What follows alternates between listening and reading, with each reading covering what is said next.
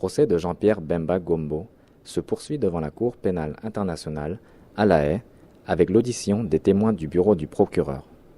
Au cours de la semaine du 14 février 2011, le 10e témoin de l'accusation, désigné par le pseudonyme 42, a été auditionné devant la chambre de première instance 3 de la Cour.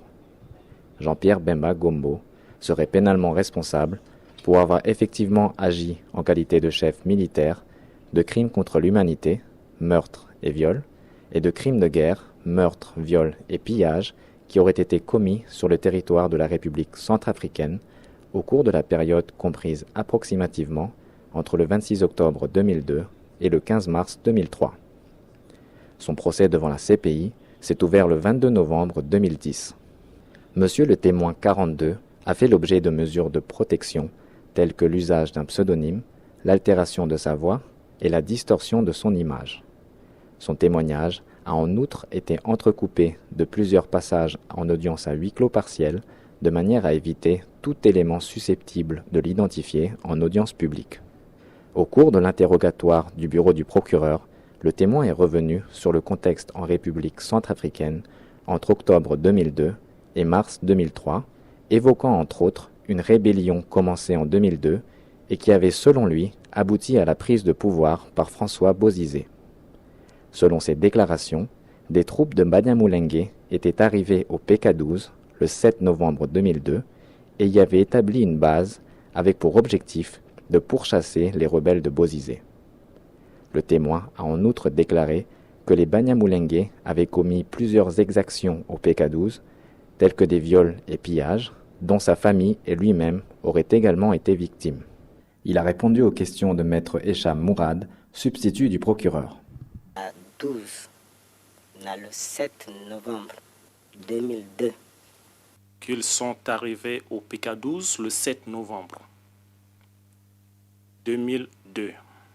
Et arrivés sur le bord de la route, nous les avons aperçus, c'est-à-dire les Banyamulenge. Certains étaient en tongs, d'autres en grand boubou, d'autres encore portaient des casquettes, des bérets.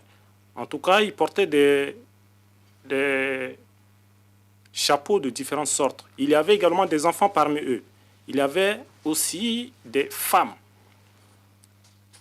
Vous pouvez apercevoir de grosses armes. Pourriez-vous nous donner la moyenne d'âge ou une fourchette d'âge des gens qui vous attaquaient dans votre maison? C'était des adultes, ce n'étaient pas des mineurs, c'était des adultes. Vous savez, pour qu'il y ait des soldats sur une ligne, on ne pouvait pas prendre des mineurs. Donc au moment des faits, quand ils sont intervenus dans ma concession, je n'ai pas vu de mineurs. Ceux qui m'ont encerclé, c'était des adultes qui me piétinaient, qui sautaient. Ceux qui m'ont frappé, ce ne sont pas des mineurs. Ce sont des adultes dont je peux estimer l'âge à 30 ans en allant. Can you just tell me if you know? Pourriez-vous me dire si vous savez, parmi les agresseurs de votre famille, combien ont violé votre fille? Après ces événements, lorsque ma fille criait, et après l'intervention de notre voisine, les Banyamulenge sont repartis, nous abandonnant mes enfants et moi, parce que les autres garçons étaient déjà partis. Et c'était sa maman qui s'était approchée d'elle. Moi, j'étais énervé, je ne pouvais pas l'approcher. Je me suis dit, les relations se font bien entre une fille et sa maman. Donc, j'ai décidé de ne pas l'approcher. Et sa maman, c'est finalement sa maman qui s'est approchée d'elle. Elle est venue me dire que la fille a été complètement détruite. Ensuite, la maman m'a dit que lorsqu'elle a posé la question à la fille lui a dit qu'elle a été violée par 2 Banyamulenge. C'est ce qu'elle m'a dit. Le témoin a également évoqué une visite de M. Bemba Gombo au PK12. Vous savez, les radios, la presse internationale diffusaient les informations de tout ce qui s'est passé au PK12. Certainement, M. Bemba a dû recevoir l'information. Et en tant que le chef de Banyamulenge, il ne pouvait que se déplacer pour se rendre sur le théâtre du combat. Donc, il n'était pas venu aussitôt après leur arrivée. Il est venu vers la fin du mois.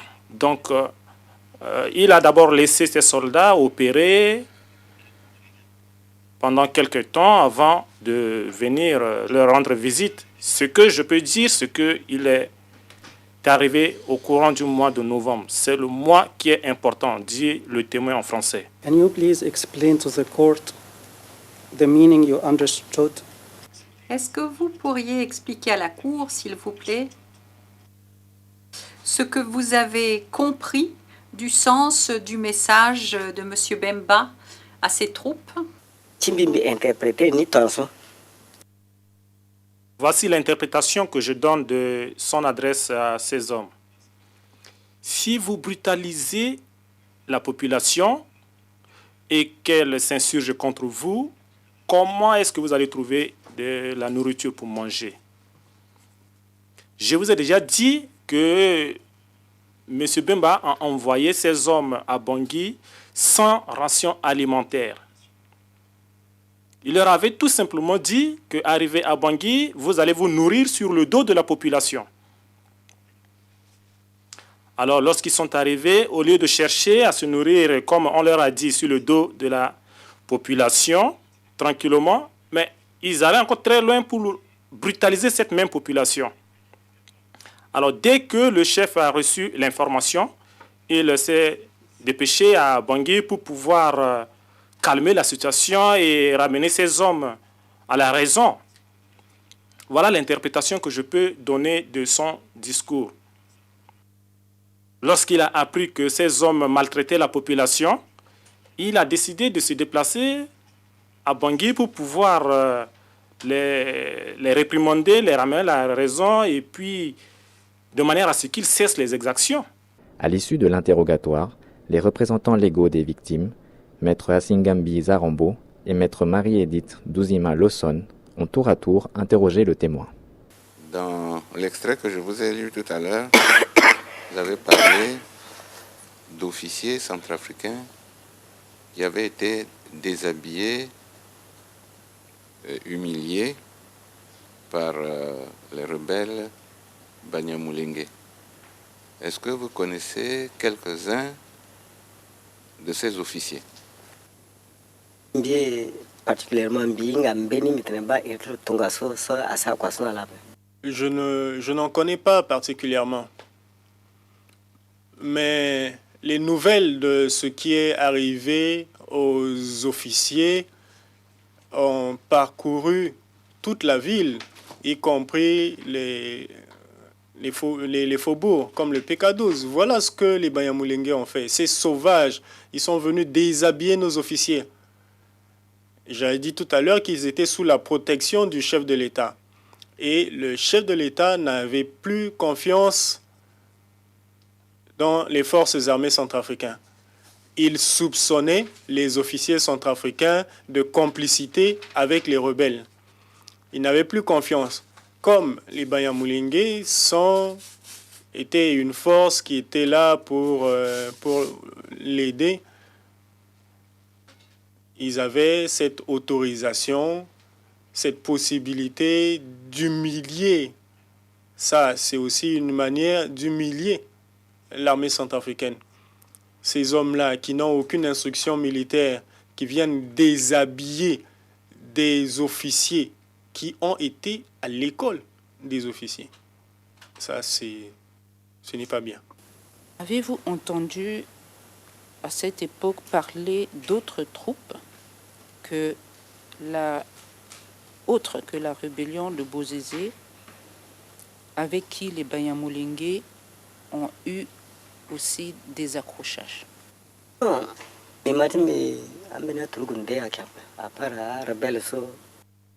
Non, je n'ai pas entendu parler d'autres troupes en dehors des Banyamulenge qui se sont affrontés avec les rebelles.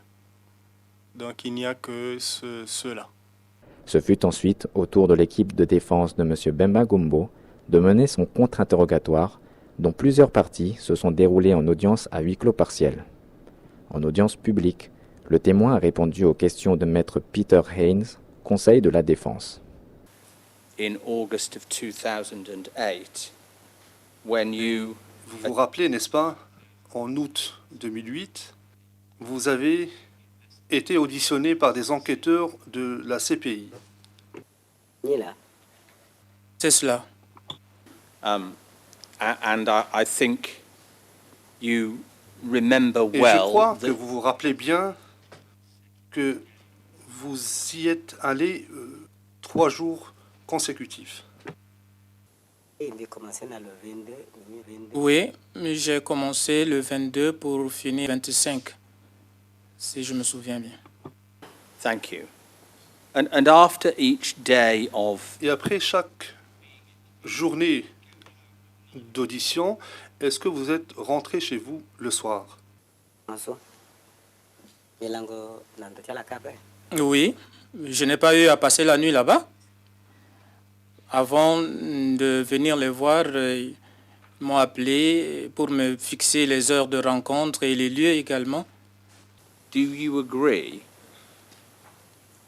that in your interview...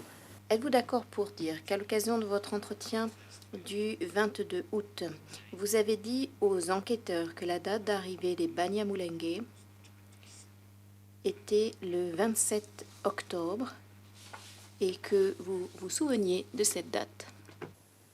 Bon,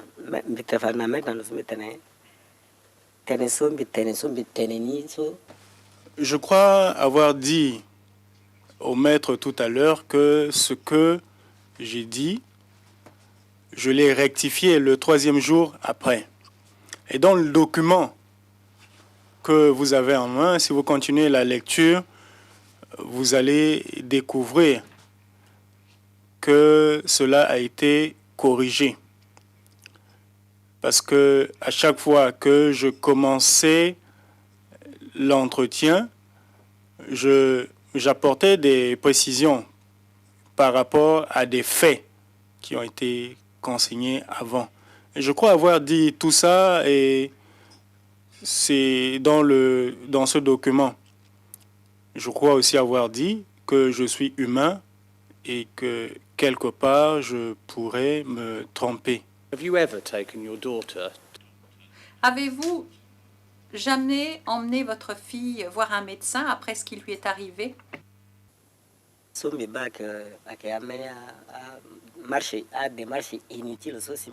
Pour moi, je considère cela comme des démarches inutiles, a dit le témoin français. Même si je l'emmenais voir un médecin, est-ce qu'elle reprendrait sa virginité? Je ne pense pas. Donc autant mieux rester. C'est pourquoi j'ai jugé inutile de la conduire à l'hôpital. Have you heard of sexually transmitted diseases? Avez-vous entendu parler de maladies sexuellement transmissibles? Bien sûr, je sais que ça existe. Ces maladies sexuellement transmissibles telles que le sida et bien d'autres maladies. Je suis informé. Est-ce que vous ne trouviez pas que ça valait la peine de vérifier à un moment ou à un autre que votre fille n'ait pas été infectée par quelque chose qui pourrait détériorer sa santé dans les années à venir? Sa vie ne va pas être abîmée 2 fois. Sa vie a été abîmée déjà par les Banyamulenge. Le fait de la dépuceler. Ma fille est stigmatisée parce qu'elle ne pouvait plus aller à l'école. À chaque fois qu'elle allait à l'école, on la montre du doigt. Elle a subi des atrocités de la part des Banyamulenge. Tout le monde se moquait d'elle, disant que elle est la femme de Banyamulenge. Mais sa vie n'avait plus de sens déjà. S'il avait le sida ou pas, s'il fallait mourir. Le procès reprendra le lundi 21 février 2011 avec l'audition du prochain témoin cité par l'accusation, témoin 73.